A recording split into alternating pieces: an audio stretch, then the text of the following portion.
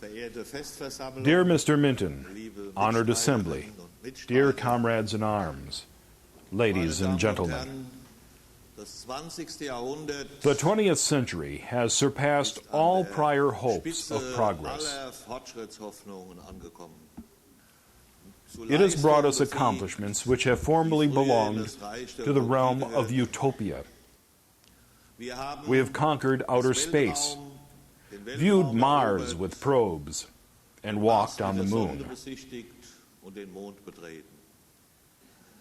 Always higher, always faster, always larger. That is the trinity of progress. But looking back to the Earth from the moon gives us another view of this world. 200 million people in this century tortured, murdered, and annihilated. 200 million. That, too, is a new record, a record in the annihilation of people. Back on this earth, and proud of its progress, we recognize a world suffering from hunger and poverty. Millions of children perish because they have nothing to eat, or because they have no roof over their head. Torture is still used in 150 countries. We have become observant of and sensitive to the agony of people. We have finally woken up. We cry out when people are tortured. We cry out when blood is shed. Human rights must be defended everywhere, without regard to skin color, religion, gender, intelligence, or wealth. There may be many reasons for becoming involved with human rights. Mine is that all people are children of God and therefore fundamentally equal. But the dignity of mankind is not first endangered when bodily integrity is violated. It is not first endangered when blood is shed. There are new, sublime forms of annihilating people without shedding blood. There is a new form of imperialism.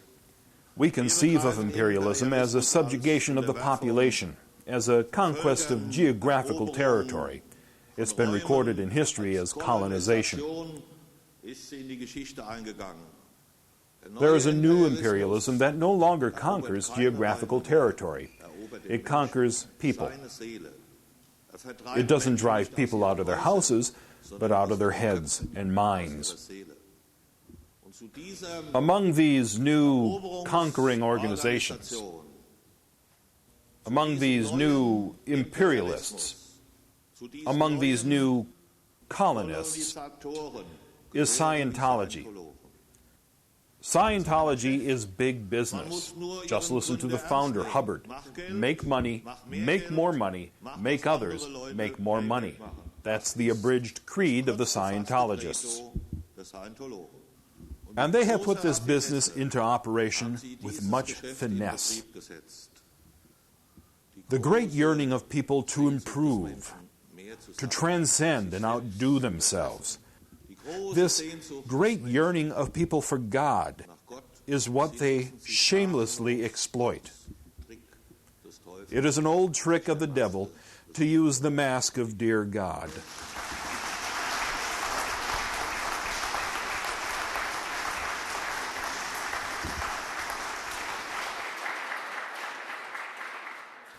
For the good folks who do not have as great a sense of religion, I have a different example, which comes from Grimm's fairy tales. The wolf that eats chalk dips his black paws into flour and pretends to be a good mother.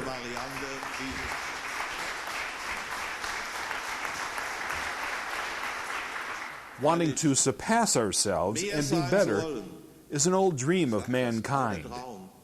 Nietzsche announced the program of the Übermensch. That was a break with the 2,000-year-old culture of the Occident. In the Occidental culture and in the Christian ethic, the weak are to be protected by the strong. Nietzsche proclaimed the reverse program. The strong should be protected from the weak. Hitler then put the master race program into effect. Nietzsche himself had gone mad over it. And the Scientologists are trying, in their own way, with their training and technology, to exploit that old longing. Ladies and gentlemen, we know the tricks, the techniques better known under the label brainwashing. These techniques destroy humans. It starts with putting people into debt. Then it continues until they are made totally dependent. They even pervert language, ethics, that lofty word for the teachings of good. In Scientology terminology, that is the word for surveillance, control, and annihilation of the opponent.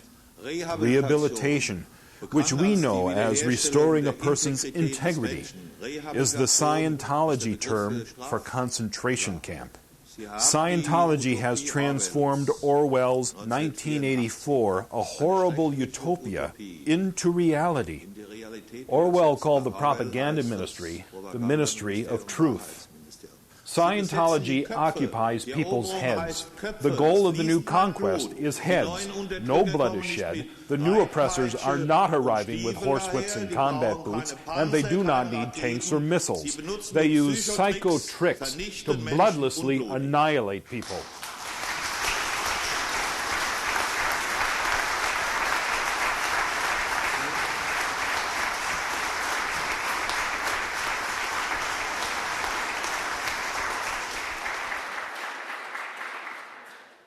And those who end up in their clutches practically don't stand a chance.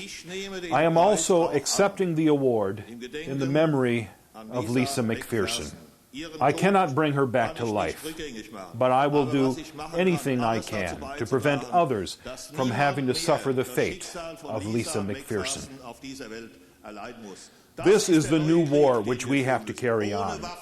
Not with force of weapons, but with the power of argument, with trust for reason, that reason has not died out, but is still here in this world. I am an optimist, inspired by the Enlightenment.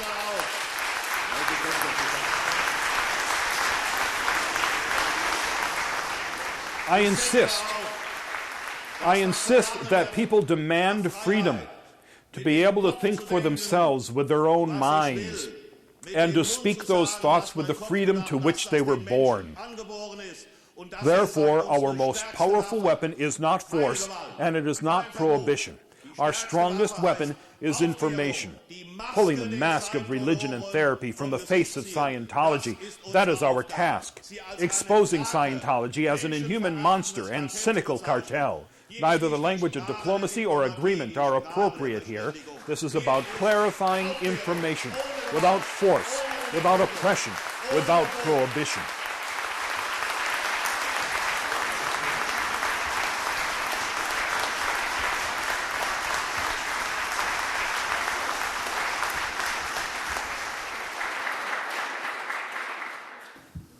Using your mind for your own thoughts. That's what freedom is for. Not for rehearsed text, not for the indoctrinating concepts of ideology.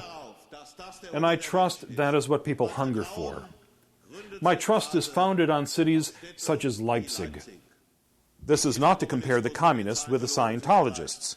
The similarities are that socialism did not collapse from fired missiles, but fell apart because it could not answer the most important question, because it could not conquer the people's yearning for freedom.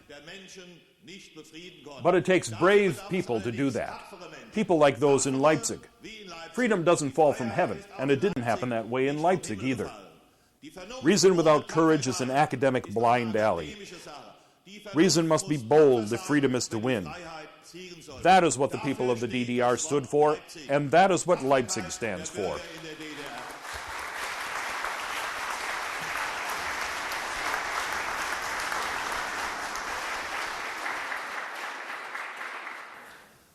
And, Mr. Minton, Europe and the United States make up an Atlantic partnership.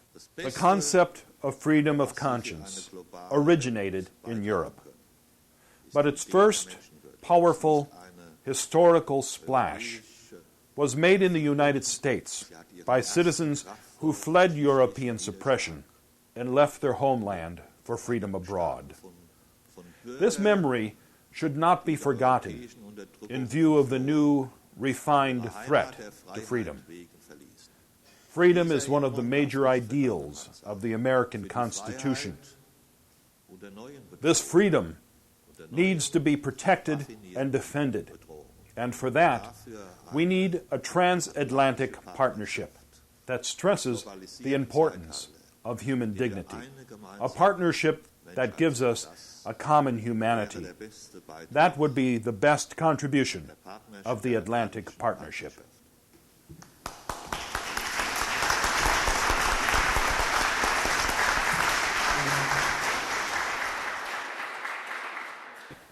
Let me express my appreciation and thanks in closing to Mr. Minton and to all those who have helped to fight for the dignity of all the people living on this earth. Many people have already lost their lives in this struggle, and more brave individuals will continue to be needed for this major discussion. It is possible today, using modern psychological and technological means, to produce a society of happy idiots. To keep this from happening, it would be worthwhile to organize an undertaking against the new imperialists, against Scientology.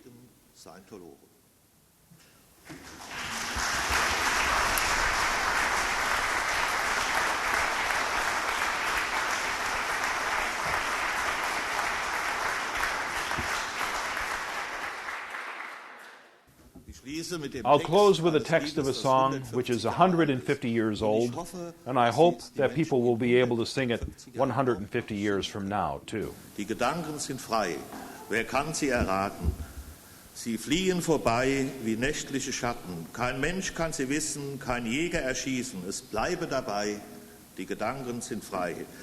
Ich denke, die Gedanken sind frei, wer kann sie erraten? Sie fliehen vorbei wie nächtliche Schatten. Kein Mensch kann sie wissen, kein Jäger erschießen, es bleibe dabei.